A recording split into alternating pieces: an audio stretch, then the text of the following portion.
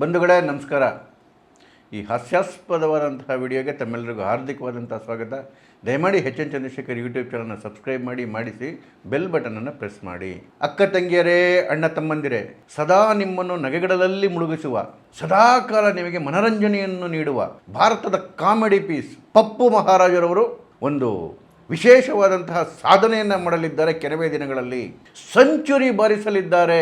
ಚಪ್ಪಾಳೆ ತಟ್ಟಿ ಆ ಪುಣ್ಯಾತ್ಮನ ಸಾಧನೆಗೆ. ಮೇ 4ನೇ ತಾರೀಕು ಏನು ಚುನಾವಣೆ ರಿಸಲ್ಟ್ ಬರುತ್ತೆ, ಅವತ್ತು ಅವರು ಶತಕಗಳನ್ನು ಪೂರ್ತಿ ಮಾಡಲಿದ್ದಾರೆ. ಯಾವ ಶತಕ? ಕಾಂಗ್ರೆಸ್ ಅನ್ನು ಸೋಲಿಸುವ ಶತಕ. ವಾರೇ ವಾ ರಾಹುಲ್ ಜಿ, ಕ್ಯಾ ಬಾತ್ ಹೈ. ಕಾಂಗ್ರೆಸ್ಗಳ ಚೇಲಾಗಳ ಪಾಲಿಗೆ ಜಗತ್ತಿನ ಅತಿಶ್ರೇಷ್ಠವಾದ ನಾಯಕರಾದಂತಹ ರಾಹುಲ್ ಗಾಂಧಿ ಅವರು ಕಾಂಗ್ರೆಸ್ನ ನೇತೃತ್ವವನ್ನು ವಹಿಸಿದ ಮೇಲೆ 98 ಚುನಾವಣೆಗಳನ್ನು ಸೋತಿದ್ದಾರೆ ರೀ. 98. ಇನ್ನು 2 ಚುನಾವಣೆಗಳನ್ನು ಸೋಲಿಸಿದ್ರೆ ಶತಕವನ್ನು ಬಾರಿಸಿ ಕಾಂಗ್ರೆಸ್ನ ಕಿರೀಟಕ್ಕೆ ಮತ್ತೊಂದು ಗರಿಯನ್ನು ಸೇರಿಸಲಿದ್ದಾರೆ. ಹಾಗಾಗಿ ಅವರಿಗೆ ಅಡ್ವಾನ್ಸ್ ಅಭಿನಂದನೆಗಳು. ಅಂತ ಮಹಾನ್ ನಾಯಕನನ್ನು ಪಡೆದಂತಹ ಕಾಂಗ್ರೆಸ್ ಧನ್ಯ. ತಮಗೂ ಕೂಡ ಅಭಿನಂದನೆಗಳು. ಕಾಂಗ್ರೆಸ್ ಚೇಲಗಳಿಗಂತೂ ಸಿಹಿ ಹಂಚಿ ಅಭಿನಂದನೆಗಳನ್ನು ಸಲ್ಲಿಸಬೇಕು. ಬಹುಶಃ ಭಾರತದ ಚುನಾವಣಾ ಇತಿಹಾಸದಲ್ಲಿ ಇದು ರೆಕಾರ್ಡ್ ಅನಿಸುತ್ತೆ. ಯಾರು ಹಿಂಗೆ ಸೆಂಚುರಿ ಬಾರಿಸಿರಲಿಲ್ಲ. ಈ ರಾಹುಲ್ ಗಾಂಧಿ ಎಂತ ಐರನ್ ಲೆಗ್ ಅಂದರೆ, ತಾನೂ ಮುಳುಗ್ತಾರೆ, ತನ್ನ ಪಕ್ಷನೂ ಮುಳುಗಿಸ್ತಾರೆ, ಜೊತೆಲಿರೋರ್ನೂ ಮುಳುಗಿಸ್ತಾರಲ್ರಿ. ಕಾಂಗ್ರೆಸ್ ಪಕ್ಷ ಮಟಾಶ್ ಆಗೋಯ್ತು, ಹೋಗಲಿ. ಆ ಇಂಡಿಯಾ ಅಲಯನ್ಸಲ್ಲಿ ಯಾರ್ಯಾರು ಜೊತೆಗಿದ್ರು ಅವರೆಲ್ಲನೂ ಹಿಡ್ಕೊಂಡು ಮುಳುಗಿಸ್ತಕ್ಕಂಥ ಪ್ಲಾನ್ ಹಾಕೊಂಡು ಕೂತ್ಕೊಂಡ್ಬಿಟ್ಟಿದ್ದಾರೆ. ನೋಡಿ, ಡೆಲ್ಲಿನಲ್ಲಿ ಆಮ್ ಆದ್ಮಿ ಪಾರ್ಟಿ ಸೋಲ್ತು. ಯಾರ ಕಾರಣಕ್ಕೋಸ್ಕರ ಸೋಲ್ತು? ಇಷ್ಟು ದೊಡ್ಡ ಮಟ್ಟದ ಸೋಲಕ್ಕೆ ರಾಹುಲ್ ಗಾಂಧಿ ಕಾರಣ. ರಾಹುಲ್ ಗಾಂಧಿ ಡಿಸೈಡ್ ಮಾಡಿಬಿಟ್ಟಿದ್ರು, ಆಮ್ ಆದ್ಮಿ ಪಾರ್ಟಿ ಬಂದರೆ ನಮ್ಮ ಜೊತೆ ಬರಬೇಕು, ಬರಲಿಲ್ವಾ ಅದನ್ನು ಮುಳುಗಿಸ್ಬೇಕು ಅಂತೇಳಿ. ಸೇಮ್ ಇದೇ ಸ್ಟ್ರಾಟಜಿನ ಪಶ್ಚಿಮ ಬಂಗಾಳದಲ್ಲೂ ಕೂಡ ಮಮತಾ ಬ್ಯಾನರ್ಜಿ ಮೇಲೆ ಮಾಡ್ತಾವ್ರೆ. ಪಶ್ಚಿಮ ಬಂಗಾಳದಲ್ಲಿ ಕಾಂಗ್ರೆಸ್ಸು 284 ಕಡೆ ತನ್ನ ಉಮೇದುವಾರನ ನಿಲ್ಲಿಸ್ತಾ ಇದೆ. 284 ಕಡೆ ಯಾರ ಮೇಲೆ? ತನ್ನದೇ ಇಂಡಿಯಾ ಅಲಯನ್ಸ್ ಪಾರ್ಟ್ನರ್ ಆಗಿದ್ದಂತಹ ಮಮತಾ ಬ್ಯಾನರ್ಜಿ ಮೇಲೆ 284. ಮತ್ತು ಕಣ್ಣಿಟ್ಟಿರೋದು ಯಾವ ವೋಟ್ ಬ್ಯಾಂಕ್ನ? ಯಾವ ವೋಟ್ ಬ್ಯಾಂಕು? ಮಮತಾ ಬ್ಯಾನರ್ಜಿಯ ಒಂದು ಏನು ಜೀವ ಸೆಲೆ ಆಗಿದೆ ಮುಸ್ಲಿಮರ ವೋಟ್ ಬ್ಯಾಂಕು. ಅಲ್ಲಿ ಸುಮಾರು ಒಂದು 20-30% ಮುಸ್ಲಿಮ್ಸ್ ಇದ್ದಾರೆ. ಆ ಮುಸ್ಲಿಂ ವೋಟ್ ಬ್ಯಾಂಕಿನೇ ಮಮತಾ ಬ್ಯಾನರ್ಜಿಗೆ ಇವತ್ತು ಇಡಿಗಂಟಾಗಿ ಸಿಕ್ಕೋದು. ಅದ್ರ ಜೊತೆಗೆ ಒಂದಷ್ಟು ಹಿಂದೂ ಓಟ್ಗಳು ಸಿಗ್ತಾ ಹೋಗುತ್ತೆ. ಹಾಗಾಗಿ ಅವರು ಗೆಲುವಿನ ಹತ್ತಿರ ಹೋಗ್ತಾರೆ. ಅದು ಈ ಮುಸ್ಲಿಂ ವೋಟ್ ಬ್ಯಾಂಕ್ ಮೇಲೇ ರಾಹುಲ್ ಗಾಂಧಿ ಕೂಡ ಕಣ್ಣಿಟ್ಟಿರೋದು. 284ರಲ್ಲಿ 77 ಜನ ಮುಸ್ಲಿಂ ಕ್ಯಾಂಡಿಡೇಟ್ಸ್ಗೆ ಟಿಕೆಟ್ ಕೊಟ್ಟಿದ್ದಾರೆ ರಾಹುಲ್ ಗಾಂಧಿಯಲ್ಲಿ ಪಶ್ಚಿಮ ಬಂಗಾಳದಲ್ಲಿ. ಅಂದರೆ ಈ ರಾಹುಲ್ ಗಾಂಧಿಯವರ ಕೃಪಾ ಕಟಾಕ್ಷದಿಂದ ಏನು ಇಡಿಗಂಟಾಗಿ ಒಂದು ಕಡೆಗೆ ಮಮತಾ ಬ್ಯಾನರ್ಜಿಗೆ ಹೋಗಿ ಬೀಳ್ತಾ ಇತ್ತು ಮುಸ್ಲಿಮರ ಓಟು, ಇವತ್ತು ಮಲೆಯೊಂದು 4 ಬಾಗಿಲು ಆಗೋಗಿದೆ. 4 ಕಡೆಗೆ ತುಂಡಾಗಿ ಹೋಗ್ತಾ ಇದೆ. ಮುಳುಗೋದು ಯಾರು ಇದರಲ್ಲಿ? ಮಮತಾ ಬ್ಯಾನರ್ಜಿ, ಇವರ ಇಂಡಿಯಾ ಅಲಯನ್ಸ್ ಪಾರ್ಟ್ನರು. ಅದೇ ಬೇಕಾಗಿರೋದು ರಾಹುಲ್ ಗಾಂಧಿಗೆ. ಈಗ ತಾನು ಸೋಲೋದಂತೂ ಪಕ್ಕ. ಯಾಕೆ ಅಂತ ಹೇಳಿದ್ರೆ ಕಳೆದ ಬಾರಿನೂ ಎಷ್ಟು ಸೀಟ್ ಬಂದಿತ್ತು? 0. ಇಡೀ ರಾಜ್ಯದಲ್ಲಿ ಕಾಂಗ್ರೆಸ್ಗೆ ಬಂದಿದ್ದು 0. ಈ ಬಾರಿ ಎಷ್ಟು ಬರುತ್ತೆ? ಮತ್ತೊಂದು ದೊಡ್ಡ 0ನೇ ಬರೋದು. ಲೋಕಸಭಾ ಚುನಾವಣೆಯಲ್ಲೂ 0 ಬರುತ್ತೆ, ವಿಧಾನಸಭಾ ಚುನಾವಣೆಯಲ್ಲೂ 0 ಬರುತ್ತೆ. ಆದ್ರೆ ತಾನು ಮುಳುಗಿದ್ರೂ ಪರವಾಗಿಲ್ಲ, ಮಮತಾ ಬ್ಯಾನರ್ಜಿಯನ್ನು ಮುಳುಗಿಸ್ಲೇಬೇಕು ಅನ್ನೋ ಸ್ಟ್ರಾಟಜಿ ಇಟ್ಕೊಂಡಿದ್ದೇನೆ 284 ಸೀಟ್ಗಳಲ್ಲಿ ಕ್ಯಾಂಡಿಡೇಟ್ ಹಾಕಿರೋದು.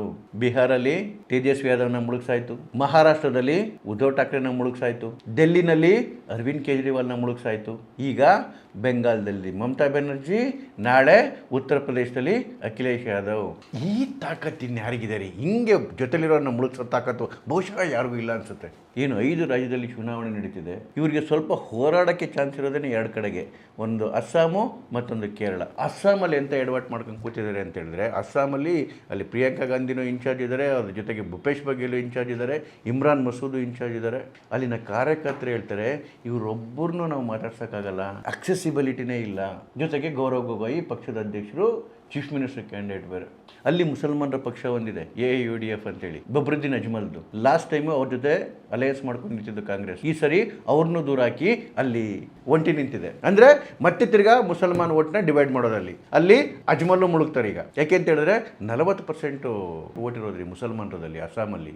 ಸುಮಾರು 2 ದಶಕಗಳಿಂದ ಬಬ್ರುದ್ದೀನ್ ಅಜ್ಮಲ್ ಒಳ್ಳೆ ಪರ್ಫಾರ್ಮೆನ್ಸ್ ಮಾಡ್ಕೊಂಡ್ಬಂದಿದ್ರು ವಿಧಾನಸಭಾ ಚುನಾವಣೆಯಲ್ಲಿ.